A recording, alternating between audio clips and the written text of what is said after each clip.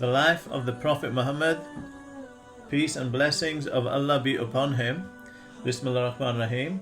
In the name of Allah, the most beneficent, the most merciful. All praise is due to Allah, the Lord of the worlds, the one who sustains the heavens and earths, director of all that is created, who sent the messengers. May the peace and blessings of Allah be upon all of them, to rational beings, to guide them and explain the religious laws to them with clear proofs and undeniable arguments. I praise him for all of his bounties. I ask him to increase his grace and generosity. I bear witness that there is none worthy of worship except Allah alone, who has no partner, the one who subdues, the generous, the forgiving.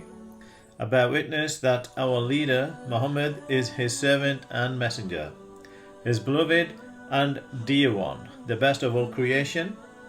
He was honored with the glorious Quran that has been an enduring miracle throughout the years. He was also sent with his guiding sunnah that shows the way for those who seek guidance. Our leader Muhammad has been particularized with the characteristic of eloquent and speech, and simplicity and ease in the religion. May the peace and blessings of Allah be upon him, the other prophets and messengers, all of their families, and the rest of the righteous. How it all began. Nearly 4,000 years ago, in the Sumerian town of Ur in the valley of the river Euphrates, lived a young man named Abraham. The people of Ur had once worshipped Allah, but as time passed they forgot the true religion and started praying to idols, statues made of wood or clay, and sometimes even of precious stones.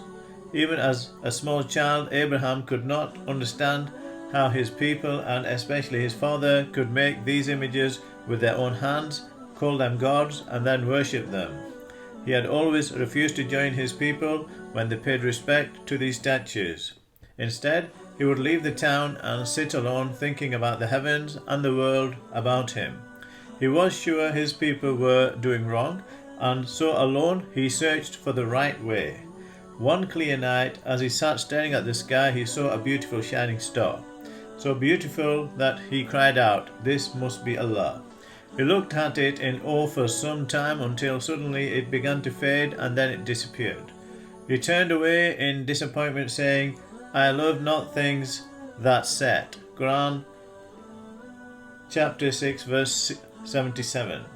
On another night Abraham was again looking at the sky, and he saw the rising moon, so big and bright that he felt he could almost touch it. He thought to himself, "This is my Lord." But it was not long before the moon set as well. Then he said, "Unless my Lord guide me, I surely shall become one of the folk who are astray." Abraham then saw the beauty and splendor of the sunrise, and decided that the sun must be the biggest and most powerful thing in the universe. But the third time he was wrong, for the sun set at the end of the day. It was then that he realized that Allah is the most powerful, the creator of the stars, the moon, the sun, the earth, and of all living things. Suddenly, he felt himself totally at peace, because he knew that he had found the truth. When he said unto his father and his folk, "What do you worship?" They said, "We worship idols and are devoted to them." He said, "Do they hear you when you cry? Or do they benefit or harm you?" They said, "No. But we found our fathers acting in this manner." He said, "See now that which you worship, you and your forefathers, lo, they are all an enemy to me, except the Lord of the worlds, who created me, and he guides me, and who feeds me and waters me. And when I sicken, then he heals me, and who causes me to die, then gives me life again, and who I ardently hope will forgive me my sins on the day of judgment." One day, while all the townspeople were out, Abraham angrily smashed all the idols with his right hand, except for one which was very large, When the people returned, they were furious. They remembered the things Abraham had said about the idols they had brought forth before everyone and demanded, "Is it you who did this to our gods, O Abraham?" Abraham replied, "But this their chief did it. Ask them if they are able to speak." The people exclaimed, "You know they do not speak. Do you worship what you yourselves have carved when Allah created you and what you make?" Abraham continued, "Do you worship instead of Allah that which cannot profit you at all, nor harm you?"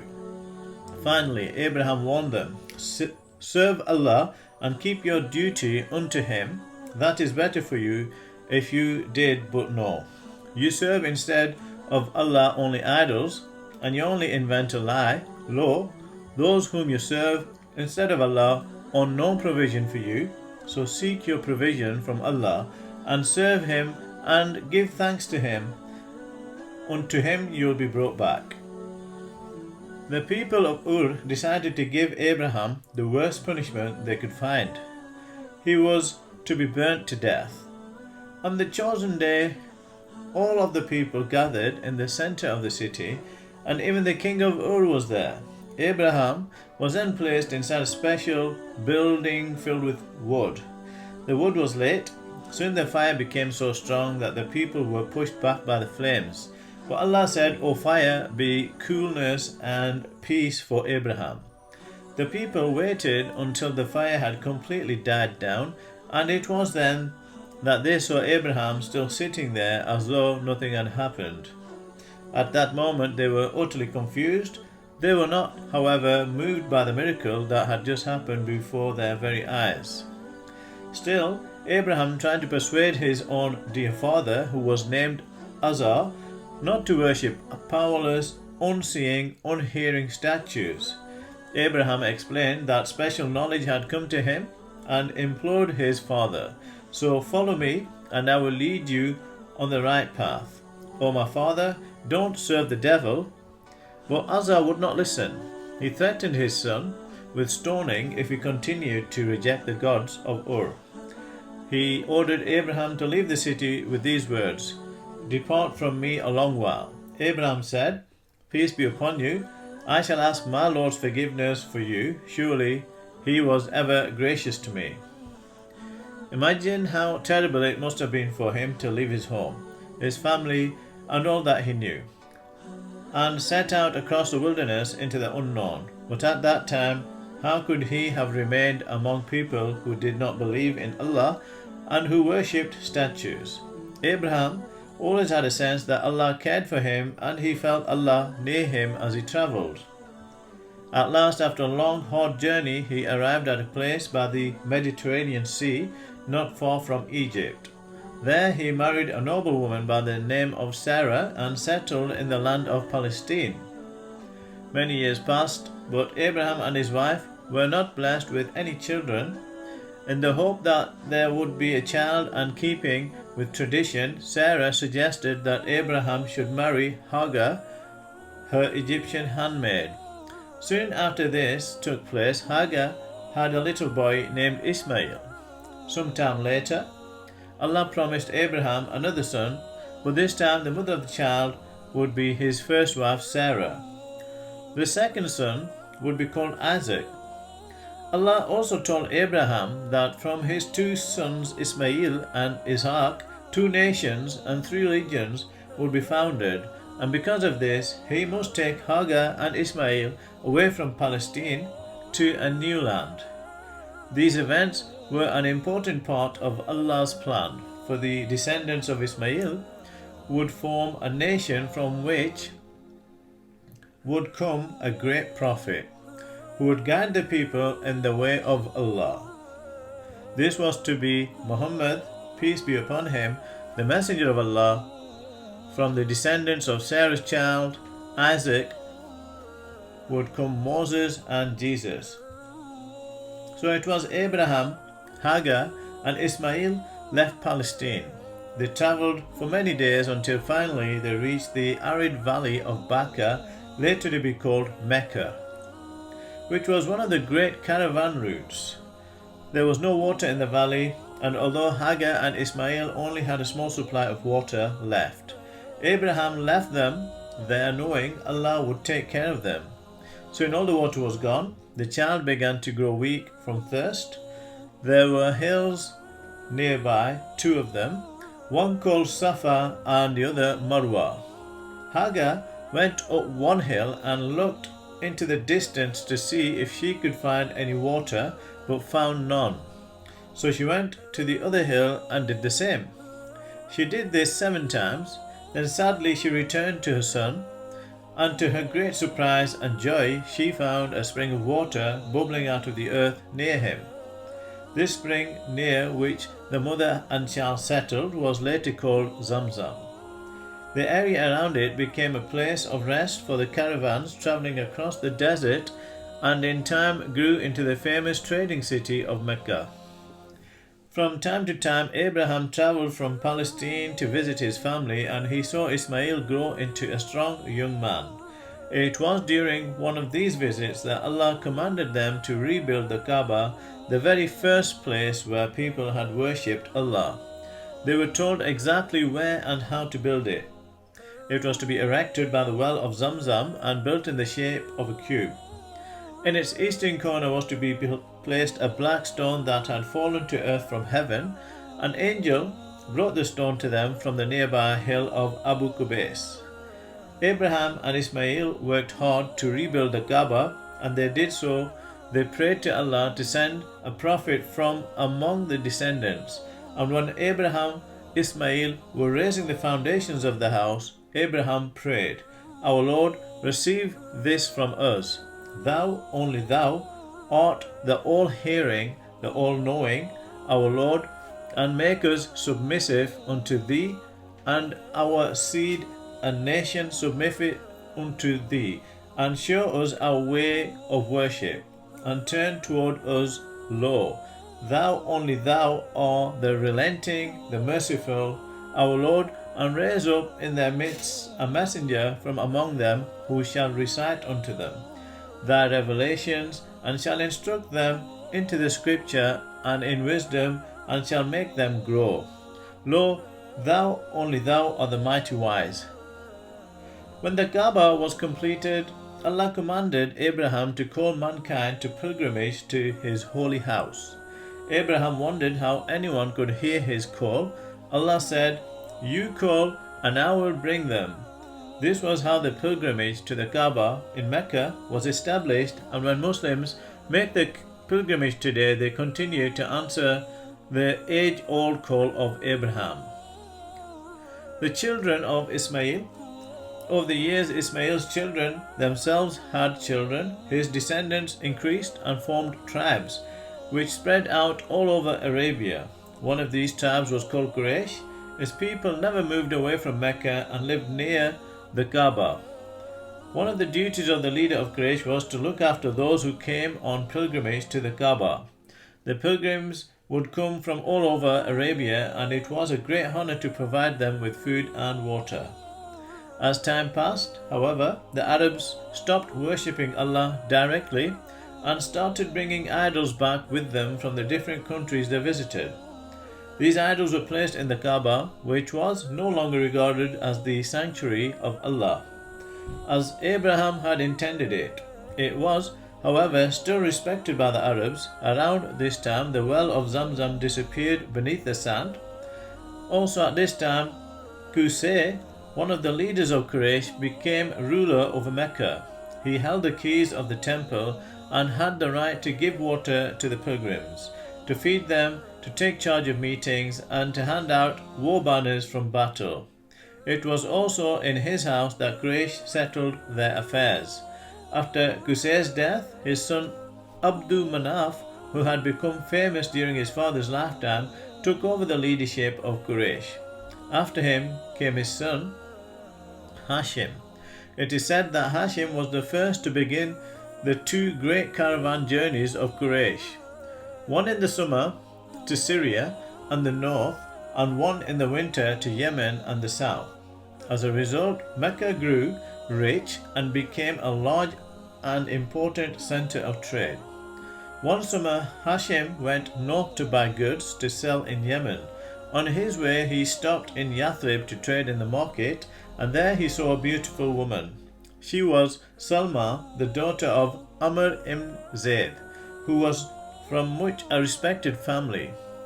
Hashim proposed marriage to her and was accepted because he was an honorable and distinguished man. In time, Salma gave birth to a beautiful son, and as some of his hair was white, they called him Sheba, which in Arabic means grey-haired.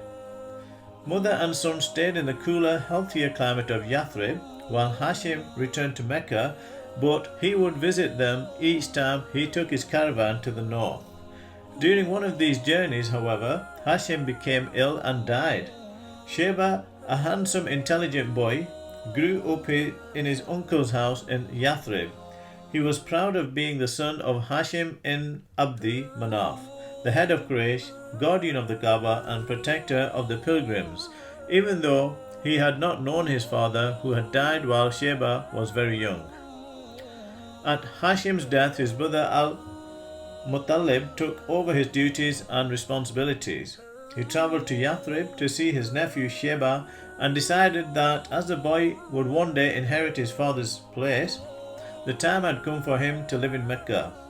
It was hard for Salma, Sheba's mother, to let her son go with his uncle, but she finally realized that it was for the best.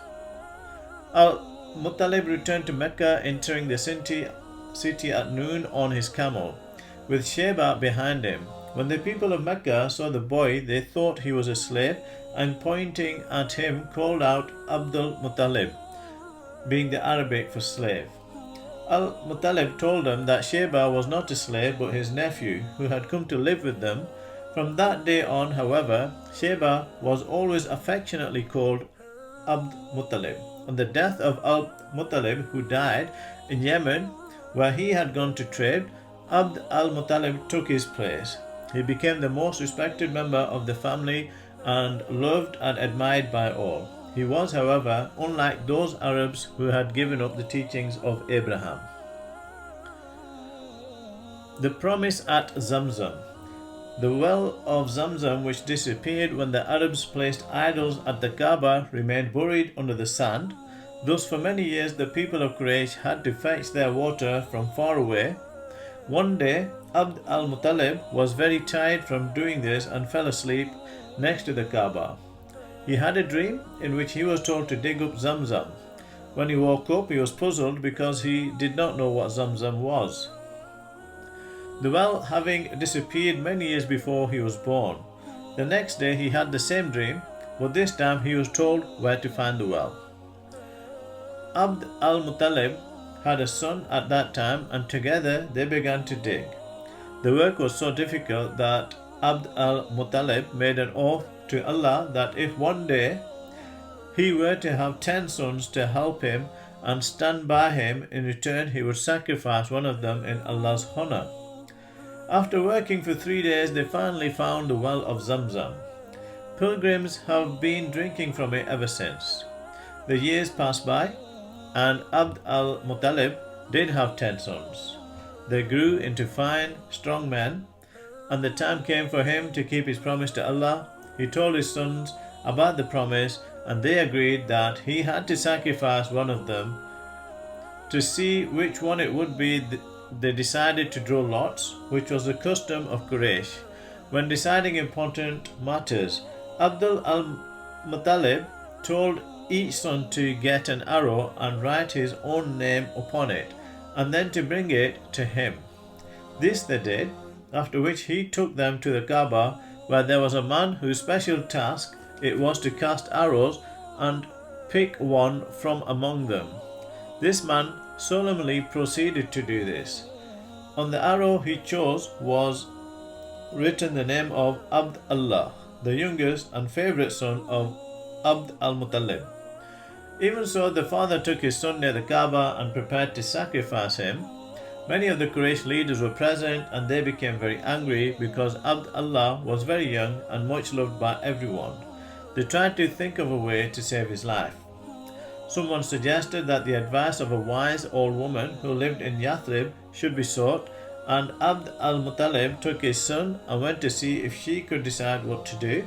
Some of the Meccans went with them, and when they got there, the woman asked, "What is the price of a man's life?" They told her 10 camels, for at that time if one man killed another, his family would have to give 10 camels to the dead man's family in order to keep the peace among them. So the woman told them to go back to the Kaaba and draw lots between Abd Allah and 10 camels. If the camels were chosen, they were to be killed, and the meat given to the poor. If Abd Allah was picked, then 10 more camels were to be added, and the lots drawn again and again until they finally fell on the camels. Abd al-Muttalib returned to the Kaaba with his son and people of Mecca. They started to draw lots between Abd Allah and the camels, starting with 10 camels. Abd al-Muttalib prayed to Allah to spare his son, and everyone waited in silence for the result. The choice fell on Abd Allah, so his father decided to add 10 more camels. Again the choice fell on Abd Allah, so they did the same thing again and again, adding 10 camels each time. Finally they reached 100 camels, and only then did the lot fall on the camels. Abd Allah was saved, and everyone was very happy. Abd al-Muttalib, however, wanted to make sure that this was the true result, so he repeated to draw 3 times, and each time it fell on the camels. He then gave thanks to Allah that he had spared Abd Allah's life. The camels were sacrificed, and there was enough food for the entire city, even the animals and the birds. Abd Allah grew up to be a handsome young man, and his father eventually chose Amina, the daughter of Wahab, as a wife for him. It was a good match, for she was the finest of Quraysh women and Abd Allah the best of the men. He spent several months with his wife, but then he had to leave her and travel with one of the caravans to trade with Syria. On his way back to Mecca from Syria, Abd Allah became ill and had to drop off in Yathrib to recover. The caravan, however, continued on its way and arrived back in Mecca without him. On hearing of Abd Allah's illness, Abd al-Muttalib sent another son, Al-Harith, to bring Abd Allah back to Mecca, but he was too late. When he arrived in Yathrib, Abd Allah was dead. Amina was heartbroken to lose her husband and the father of the child she would soon give birth to. Only Allah knew that this orphan child would be one day to be a great prophet. The elephant refuses to move. Abraha, who came from Abyssinia, a country in Africa, conquered Yemen and was made vice-regent there. Later he noticed that at a certain time of the year large numbers of people would travel from all over Yemen and the rest of Arabia to Mecca. He asked the reason for this and was told that they were going on pilgrimage to the Kaaba.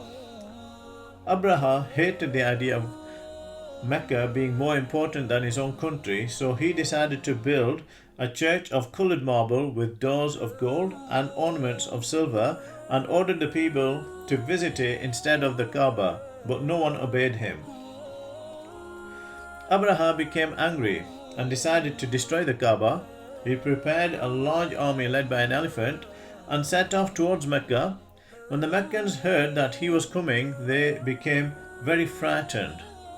Abraha's army was huge, and they could not fight it. But how could they let him destroy the Holy Kaaba? They went to ask the advice of their leader, Abd al-Muttalib. When Abraha arrived outside Mecca, Abd al-Muttalib went to meet him. Abraha said, "What do you want?" Abraha had taken Abd al-Muttalib's camels, which he had found grazing as he entered Mecca, so Abd al-Muttalib replied, "I want my camels back." Abraha was very surprised and said, "I have come to destroy your holy Kaaba, the holy place of your fathers, and you ask me about some camels." Abd al-Muttalib replied calmly, "The camels belong to me. The Kaaba belongs to Allah, and He will protect it." Then he left Abraha and went back to Quraysh, and ordered them to leave Mecca and wait for their enemies in the mountains. In the morning, Abraha prepared to enter the town. He put armor on his elephant and drew up his troops for battle. He intended to destroy the Kaaba and then return to Yemen. At that moment, however, the elephant knelt down and refused to get up, no matter how much the soldiers tried to get it to move by beating it. But when they turned its face in the direction of Yemen, it immediately got up and started off. In fact, it did the same in any other direction, but as soon as they pointed it towards the Mecca, it knelt down again. Suddenly, flocks of birds appeared from over the sea, each bird carrying 3 stones as small as peas, and they dropped them on Abraha and his army. The soldiers suddenly fell ill. Abraha was hit by the stones and fled in fear with the rest of his army back to Yemen, where he later died. On seeing their enemy flee, the Arabs came down from the mountains to the Kaaba and gave thanks to Allah. After this, Quraysh gained great respect and became known as the people of Allah, and the year in which these events took place, 570 AD, was named the Year of the Elephant. In that year, Allah had saved the Kaaba, and He would soon bring forth a prophet from among Quraysh. In the name of Allah, the Beneficent, the Merciful, hast thou not seen how thy Lord dealt with the owners of the elephant? Did He not bring their stratagem to naught, and send against them swarms of flying creatures, which pelted them with stones of baked clay, and made them like green crops devoured by cattle? The Prophet is born. One day, while travelling north, one of the Arab tribes from Mecca met a hermit in the desert. Some of the men stopped to speak with him. Hermits were known to be wise, and Arabs often asked their advice. The hermit asked where they had come from. When they replied that they were from Mecca, he told them that Allah would soon send a prophet who would come from their people. They asked the name of his prophet, and the hermit answered that his name would be Muhammad, and that he would guide them to a new way of life. Meanwhile, in Mecca, Amna, although saddened by the loss of her husband, felt especially well and strong as she awaited the birth of her baby. During this time, she dreamt of many things.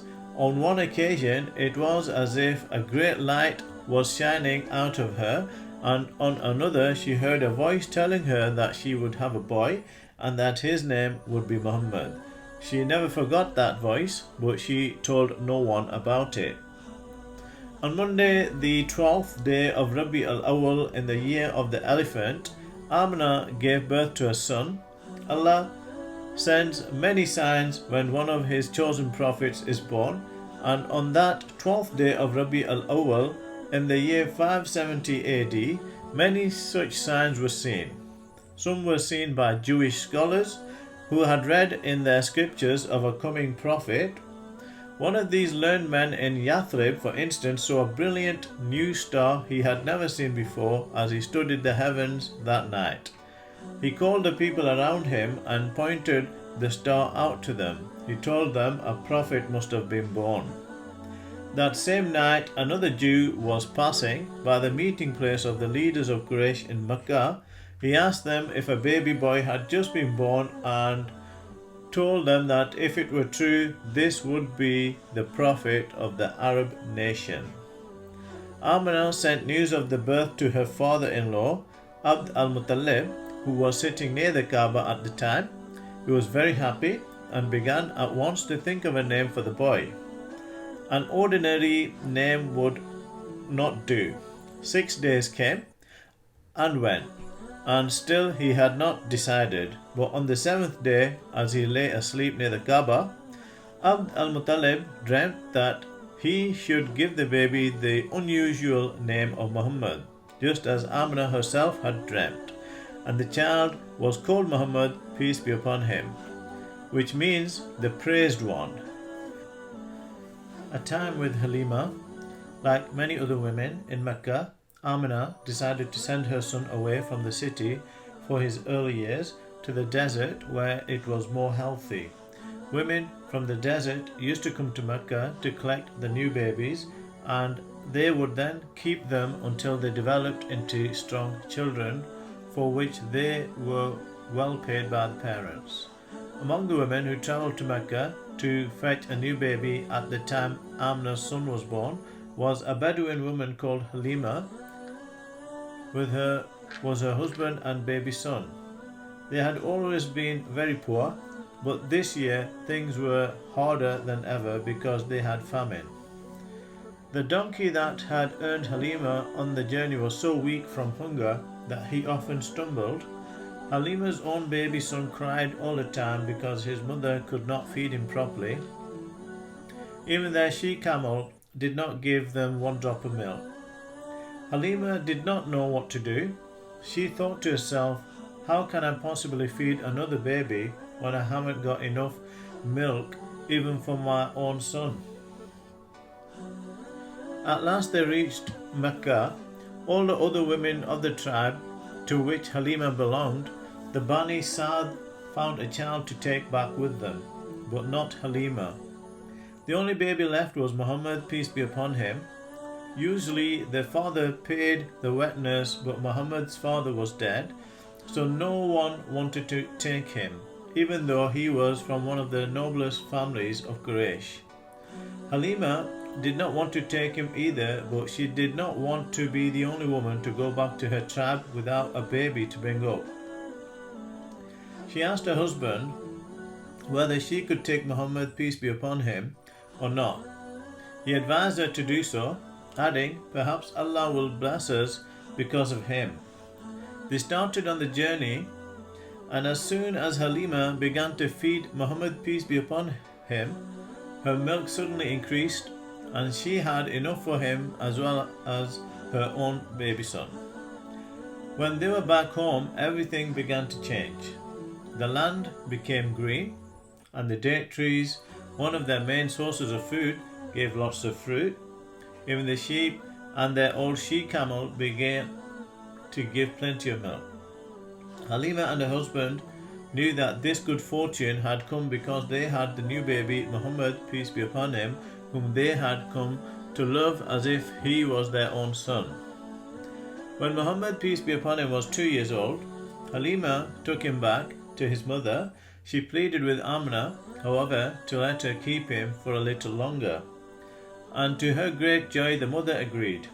During his time with Halima's family in the desert, Muhammad, peace be upon him, played with her children, and together they would take sheep out to graze.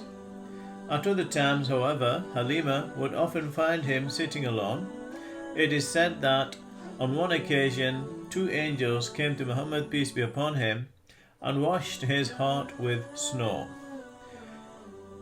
In this way Allah made his heart pure, for he intended Muhammad, peace be upon him, to be greater than any man ever born and to become the seal of the prophets. In the name of Allah, the Beneficent, the Merciful, did we not expand thy breast for thee, and ease thee of thy burden, which weighed down thy back, and exalted thy fame? So truly with hardship comes ease. Truly with hardship comes ease. So when thou art relieved, still toil and strive to please thy Lord. When Halima finally took Muhammad, peace be upon him, back to Amna, he was a healthy, strong boy. Later, he would look back with joy on the time he had spent with Halima, and he always thought of himself as one of the Bani Sa'd. The orphan's childhood. Muhammad, peace be upon him, returned to live with his mother in Mecca when he was about 3 years old. 3 years later, Amna decided to take her son to visit his uncles in Yathrib. She told her maid Barakah to prepare everything they would need for the long journey, and then they joined one of the caravans going there. They stayed in Yathrib a month, and Muhammad, peace be upon him, enjoyed the visit with his cousins. The climate there was very pleasant, and he learned to swim and to fly a kite. On their way back to Mecca, however, Amna became ill and died. She was buried in the village at Al-Abwa, not far from Yathrib. Muhammad, peace be upon him, returned sadly to Mecca with his mother's maid. He was now 6 years old and had lost both his father and mother. He was then adopted by his grandfather, Abd al-Muttalib, who loved him dearly and kept him by his side at all times. It was the custom of Abd al-Muttalib to sit on a blanket near the Kaaba. There he was always surrounded by people who had come to speak to him. No one was allowed to sit on the blanket with him, however, except his grandson Muhammad, peace be upon him, which shows how close they were to each other.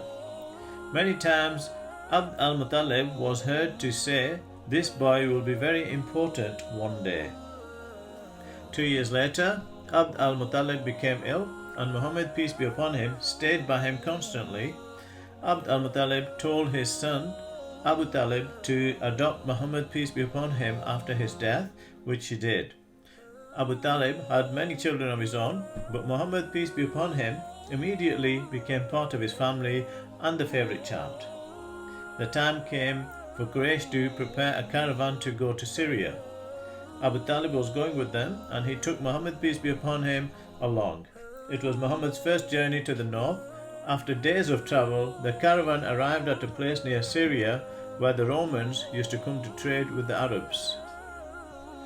Near this marketplace lived a monk called Bahira. His cell had been used by generations of monks before him and contained ancient manuscripts. Bahira saw the caravan in the distance and was amazed to see that over it was a large white cloud. It was the only cloud in a clear blue sky, and it appeared to be shading one of the travellers. The monk was even more surprised to see that the cloud seemed to follow the caravan, but disappeared when the person it was shading sat down under a tree. Bahira knew from the scriptures that a prophet was expected to come after Jesus, and it had been his wish to see this prophet before he died. Realizing that what he had just seen was a miracle, he began to think that his wish might after all come true. The monk sent an invitation to the Meccans to come and eat with him. The Arabs were surprised because they often passed by and Bahira had never invited them before. When the group was all together for the meal, the monk said, "Is this everyone?" "No," someone said. "A boy was left watching the camels." Bahira insisted that the boy should join them. The boy was Muhammad, peace be upon him. When he arrived, Bahira said nothing but watched him all through the meal. He noticed many things about his appearance which fitted the description in the old manuscripts. Later on, he took him aside and asked Muhammad, peace be upon him, many questions. He soon found out he felt about the idols in the Kaaba. When Bahira tried to make him swear by them, as the Arabs used to do, Muhammad, peace be upon him, said, "There is nothing in this world what I hate more." They talked together about Allah and about Muhammad's life and family. What was said made Bahira certain that this was indeed the Prophet who would follow Jesus. Then the monk went to Abu Talib and asked him how he was related to Muhammad, peace be upon him. Abu Talib told him that Muhammad, peace be upon him, was his son. Bahira replied that this could not be so because the boy was destined to grow up an orphan, and he ordered Abu Talib to watch over Muhammad, peace be upon him, with great care. There are many stories told about Muhammad's youth. Some tell of how he used to take the family's sheep to graze and was always kind to them. While they grazed, he would sit thinking about the mysteries of nature. Unlike those around him, he never worshipped the idols and never swore by them. He also wondered why people were always struggling for power and money, and this saddened him and made him feel lonely, but he kept his feelings to himself. He was a quiet, thoughtful boy and rarely played with other boys of his age. On one occasion, however, Muhammad, peace be upon him, went with some of the boys to a wedding in Mecca. When he reached the house, he heard the sounds of music and dancing, but just as he was about to enter, he suddenly felt tired and sitting down, fell asleep. He didn't wake up until late the next morning and thus missed the celebrations. In this way, Allah prevented him from doing anything foolish, for he was keeping Muhammad, peace be upon him, for something much more important. The Prophet's marriage. By the time Muhammad, peace be upon him, was 25, he was famous for his honesty. He was respected by everyone, even the elders of Mecca. The purity of his nature increased with the years. It seemed he had an inner knowledge that other people did not have. He believed in one God, creator of the world, and he worshipped him with all his heart and with all his soul. Muhammad, peace be upon him, was the finest of his people, the most kind, truthful, and reliable person in Mecca. He was known amongst Quraysh as the trustworthy Al-Amin because of the good qualities Allah had given him. He spent many quiet hours in a cave in Mount Hira, not far from Mecca, thinking about Allah. Among Quraysh was a respected and wealthy woman named Khadija. She was involved in trade, and on hearing of Muhammad's reputation, sent for him and asked him to take her goods and trade with them in Syria. Muhammad, peace be upon him, agreed and left for Syria with one of Khadija's caravans. With him went her slave, Maysara, and they spent a great deal of time talking together. Maysara soon came to admire Muhammad, peace be upon him. He thought he was quite different from all the other men of Quraysh. Two unusual events took place during this journey which puzzled Maysara very much. The first happened when they stopped to rest near the lonely home of a monk. Muhammad, peace be upon him, sat under a tree while Maysara was busy with some work. The monk came up to Maysara and asked, "Who is the man resting under the tree?" "One of the Quraysh, the people who guard the Kaaba," said Maysara. "No one but a prophet is sitting beneath this tree," replied the monk. The second event occurred on the journey back to Mecca. It happened at noon, when the sun is at its hottest. Maysara was riding behind Muhammad, peace be upon him, and as the sun grew hotter, he saw two angels appear above Muhammad, peace be upon him, and shield him from the sun's harmful rays. The trading was very successful, and Muhammad, peace be upon him, made more profit for Khadija than she had ever received before. When they arrived back in Mecca, Maysara told Khadija everything about the trip and what he had noticed about Muhammad's character and behavior. Khadija was a widow in her 40s, and as well as being rich and highly respected, she was also very beautiful. Many men wanted to marry her, but none of them suited her. When she met Muhammad, peace be upon him, however, she thought he was very special. She sent a friend to ask Muhammad, peace be upon him, why he was not married. Muhammad, peace be upon him, said that it was because he had no money, to which the friend replied, "Supposing a rich, beautiful and noble lady agreed to marry you, Muhammad, peace be upon him, wanted to know who that could be." The friend told him it was Khadija. Muhammad, peace be upon him, was very happy because he greatly respected Khadija. He went with his uncles Abu Talib and Hamza to Khadija's uncle and asked his permission to marry her. The uncle gave his permission, and soon after, Muhammad, peace be upon him, and Khadija were married. The marriage was a joyful one, and Muhammad, peace be upon him, and Khadija were well suited. Their life together, however, was not without some sadness. They were blessed with 6 children, 2 sons and 4 daughters. Sadly, their firstborn, a son called Qasim, died shortly before his 2nd birthday, and their last child, also a son, only lived for a short time. Happily, their 4 daughters, Zainab, Ruqayya, Kulthum and Fatima, all survived. For a few years, Muhammad, peace be upon him, lived a calm and quiet life as a merchant in Mecca. His wisdom benefited many people. One such time was when Quraysh decided to rebuild the Kaaba. It was a difficult decision for them because they had to knock it down before rebuilding it, and the people were afraid that Allah might be angry with them for knocking down his sanctuary. At last, one of the wise old men of Quraysh decided to begin. When everybody followed him, they worked until they reached down to the first foundation that Abraham had built. As soon as they began to remove the stones of this foundation, however, the whole of Makkah began to shake. They were so afraid that they decided to leave these stones where they were and build on top of them. Each tribe brought stones and they built the Kaaba up until they reached the place where the black stone was to be set. They then began to argue about who should have the honor of carrying the black stone and lifting it to place in one of the corners of the Kaaba.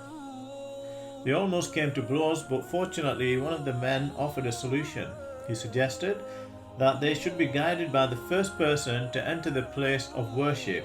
They all agreed, and Muhammad, peace be upon him, was the first to enter. Everyone was pleased because they all trusted him. They told him the cause of the argument, and he asked them to bring a large cloak. They did as he asked, and after spreading the cloak on the ground, he placed the black stone in the center of it. Then he asked a man from each tribe to hold one edge of the cloak and together to raise it to the height where the stone should be seen. When this was done, he took the stone off the cloak and put it into place himself. This story shows how all the Quraysh respected and trusted Muhammad, peace be upon him, and how by his wisdom and good sense he was able to keep the peace.